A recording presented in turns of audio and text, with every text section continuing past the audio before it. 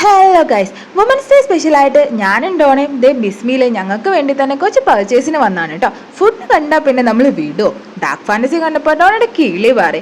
അങ്ങനെ വഴക്കിട്ട് എന്നോട് ഡാർക്ക് ഫാൻറ്റസിയും അതുപോലെ തന്നെ വേറെ കുറച്ച് സാധനങ്ങളുടെ പർച്ചേസ് ചെയ്ത് ഞങ്ങൾ ഷോപ്പിംഗ് കംപ്ലീറ്റ് ചെയ്ത് കേട്ടോ.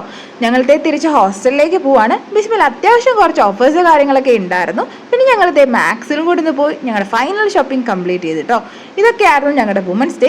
അപ്പോൾ എല്ലാവർക്കും ഹാപ്പി വുമൻസ് ഡേ. നല്ലൊരു സന്തോഷമുള്ള വുമൻസ് ഡേ ആവട്ടെ. എനിക്ക് ഇവിടെ വുമൻസ് ഡേ ആയിട്ടേ ഉള്ളൂ. നാട്ടിൽ വുമൻസ് ഡേ കഴിഞ്ഞു എന്ന് എനിക്കറിയാം. അപ്പോൾ ഞാൻ ഇന്ന് സ്പെഷ്യൽ പരിപാടിയൊന്നുമില്ല. രാവിലെ ജോലിക്ക് പോകാൻ വേണ്ടി റെഡി ആയിക്കൊണ്ടിരിക്കുക.